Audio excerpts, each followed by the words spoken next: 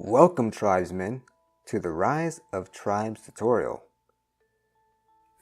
Rise of Tribes is a tribal civilization worker placement game for 2 to 4 players. Before we begin, I'll be teaching you the basics of the game. Afterwards, I'll teach you about the 3 advanced modules you can add onto your game when you're more experienced or want some deeper gameplay. The setup of the game changes slightly depending on the number of players.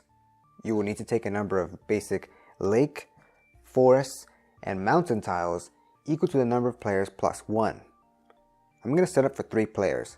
So here I have 4 basic lakes, forests, and mountains. You also need to take the volcano tile off to the side. There are more dynamic looking tiles in the game, but those are for the advanced play. Because we're just learning how to play, I'm going to use these basic tiles before teaching you about the more advanced ones. After you've given the tiles a good shuffle, you'll need to arrange them in a specific configuration based on the number of players.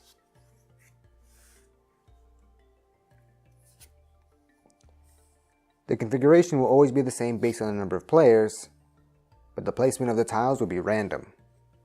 Then each player will pick one of the 4 colors as their tribe and randomly take one of the tribe boards. Even without the advanced rules, there is one key difference between the boards, but I'll describe what that is later. You'll need to take the 20 meatballs, the score counter, and the deck of cards matching your color. You can then place the resource tokens and village tokens into organized piles off to the side within reach of all players. You can then take the action board and place it within sight of all players. There is an event deck that will need to be shuffled and placed by the action board. However, 2 event cards will need to be taken out before you do this. These event cards are noted with the huts in the top left. Place those special event cards beside the action board and place the rest of the event cards in the spot designated by the action board. And then each player can place their score marker on the 0 spot of the action board. And then take 3 dice and set them up in this pattern: sun, moon, and blank on the right, and place them in the top 3 spaces above each action on the action board. You will have 2 dice left over, which you can set in the middle of the board within reach of all players. You will then need to determine a starting player. To do this, each player randomly takes one of the village tokens and flips it over. Each token has a number on it on the bottom, and whoever has the lowest number will be the starting player. All players then return their tokens to the pile except for the player who became the starting player. They take their token and place it atop of the 2 set aside event cards. Then, whoever is the starting player will take 2 of their meeples, also known as tribe members, and will place them both in any one unoccupied hex. The second player will take 3 of their tribe members and place them into any one unoccupied hex. The third player will also take 3 tribe members and place them in one unoccupied hex of their choice, but they will also collect 2 resources of their choice and place it beside them.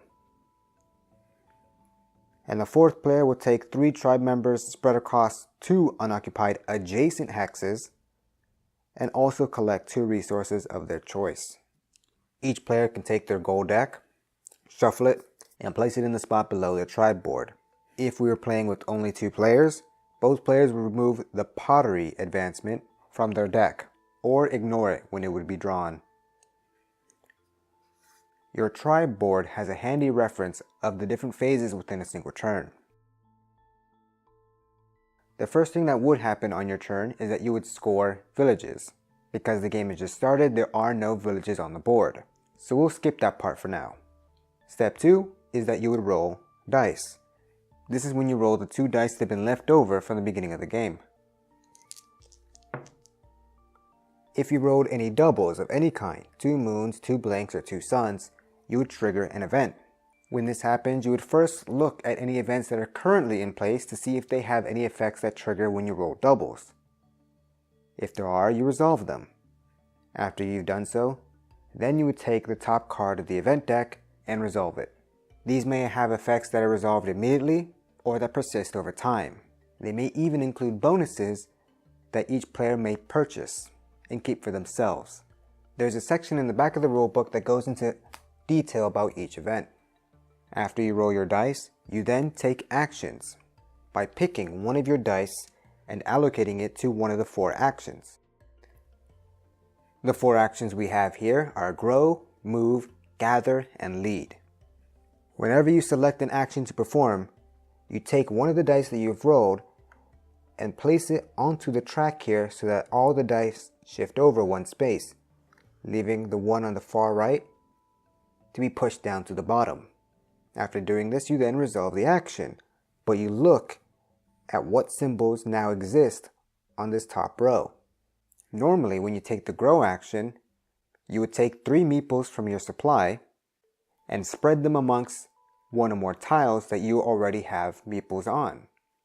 However, because now, since we've added this dice to the top row, we show 2 moon symbols, it means instead of 3, we only place 2 meeples. If this top row was showing 2 suns, we would instead place 4 meeples. The move action allows you to move a number of meeples as designated by the dice on the top row. Here, because I don't have 2 moons or 2 suns, I'm allowed to move up to 4 meeples. Whenever a meeple moves, they can only move 2 adjacent tiles, and each meeple has a default movement value of 1. The gather action allows you to pick 2 tiles that have your meeples on them and collect 2 resources from that tile. Each tile generates a specific resource. Lakes create food, mountains create stone, and forests create wood. You can pick multiple tiles of the same type, but you can't pick the same tile more than once. And it doesn't matter how many meeples you have on that tile. As long as you have 1 meeple on that tile, you can select that tile to generate resources for you. The lead action allows you to draw cards from your goal deck. When you do so, you simply flip them over and place them on the left side of your tribe board for all players to see. These goals are now in progress, and there are 2 types of goals: achievements on the top and advancements on the bottom. Achievements are one-time actions that you can perform to generate victory points, while advancements require you to spend a number of resources to gain a fewer amount of victory points. However, once you accomplish that advancement, it will then provide a permanent buff for the rest of the game. Later on in the game, when you have villages strewn across the board, before you draw from your goal deck, you can discard a number of in-progress goals up to the number of villages you have on the board and place them on the bottom of your goal deck. If you do this, not only do you draw the number of cards as designated by the top row, but you'll draw extra cards for every card you put at the bottom of your goal deck in this way. This is a good way to cycle through goal cards that might seem impossible for you depending on your current scenario. The 2 dice that have been pushed down when performing these actions will be the 2 dice that the next player will roll on their turn. After you perform your 2 actions, you will then resolve all conflicts that exist on the board. A conflict exists when there are more than 5 meeples on a single tile, regardless of the color. So here I have a few examples. In these 3 tiles, I have 6 meeples, so conflict would arise on those tiles. But on this tile there are 5, which is the limit, so no conflict will happen there. When conflict happens on a tile, each player that has a meeple on that tile will simultaneously pull one of their meeples out and put it back into their supply until only one tribe exists on that tile. So here the blue player is in a conflict with himself. There's simply too many meeples on that one tile, and so they must remove one meeple and we're back at the limit. And there's only one color tribe on that tile, so it's satisfied. Here we have 3 belonging to the blue player and 3 belonging to the red player. So the red and blue player will simultaneously pull one of their meeples from that tile until only one tribe exists. So red pulls 1, blue pulls 1. There are still 2 tribes on that tile. So red pulls 1, blue pulls 1.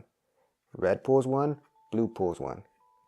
Well, both tribes completely wipe each other out. Let's try that again on this tile. We have 3 tribes and 6 meeples altogether. So conflict arises. Yellow pulls one, red pulls one, blue pulls one. There's still two tribes there. Red pulls one, blue pulls one. And now only one tribe exists on that tile. And that is how conflict is resolved. Step 5 of a player's turn allows them to build villages and complete any goals that they have. If they fulfill the requirements, they can take that in progress goal and accomplish it and place it on the right side of their tribe board to designate it as a completed goal. When you complete a goal in this manner, you'll move your score marker up the board a number of points equal to the number you scored. Keep in mind, even if you have the resources required to accomplish one of your goals, you don't have to accomplish that goal. You could choose to save up your resources instead of spending them. To build a village, you must spend a number of resources as required by the bottom right section of your tribe board. Each tribe varies slightly in the number of resources required to build a village, but all villages act the same. When you spend those resources, you place them back into the supply, and you take a village token from the pile and place it under a meeple you control that exists in a tile that only has your tribe on it. So the blue player, for example, couldn't place their village on this tile or in an empty tile that does not have their meeples on it. If this is the first village being built of the game, instead of taking it from the center supply, you instead take it from the one that has been set aside on top of the 2 special event cards. This is your cue to take those 2 event cards and now shuffle them into the event deck. And that's one player turn.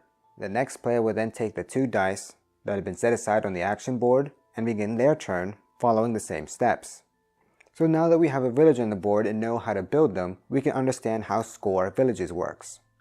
When it is your turn and you are ready to score villages, you will score a number of points equal to the number of villages you currently have on the board. And hopefully, their village is still standing by the time that happens.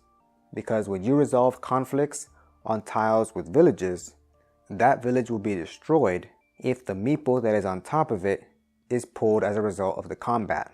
And only one meeple can exist on top of that village, so you kind of want to pull him last.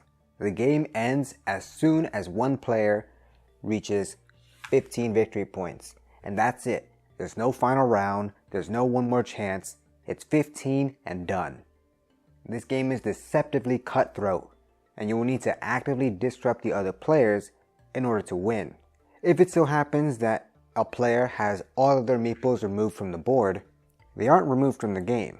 Instead, when it is their next turn, they take 2 meeples of their color and place it in any one hex, unoccupied if able. And those are the basics of the game. And now, let's get into the 3 modules you can add to your game for more advanced players. The first are the special terrain tiles. These are swapped in during setup. However, the amount that is swapped in is determined by the players. When you choose to swap in one of these tiles, they replace a specific tile of a matching type. For example, this is a Great Lake, and so if you wanted to swap this into your setup, you'd have to replace a basic lake. The rulebook has a section that goes into detail of each of the tiles and which tiles they replace towards the back. The next module you can add are tribal elders. These are special meeples that you can put on the board when you build a village. However, they don't contribute to the number of meeples that are on the tile when considering conflict, nor do they contribute to conflict. But if you have this special meeple on the board, you can then use its special ability. And that ability is that you can pay any one resource to a player during your turn, and then use an ability of any advancement that they have completed. So if the red player has an advancement that you don't, and you would like to make use of it, you can if you give the red player one resource. This of course is only temporary. However, if a village is destroyed, the attacker will get 1 victory point, and the player who had their elder removed will have to wait until they build the next village to place it back on the board. And finally, the last module is the inclusion of leader powers. These are special double-sided cards that are specific for each tribe. When selecting a tribe board, you take the matching double-sided card and pick one of the abilities to then place under your tribe board. And now this is a special ability that is in effect for only you throughout the entire game. It adds some more asymmetrical gameplay and can change your strategy entirely. And those are the 3 advanced modules you can include into Rise of Tribes. I hope you've enjoyed this tutorial, and if you have any questions, leave them in the comments below or send me an email at cynicallyawesomegames@gmail.com. And if you would like to support the channel to see more tabletop game tutorials and demonstrations, consider subscribing to the channel, liking the video, and sharing it amongst your peers. But that's all for now. Thanks for watching.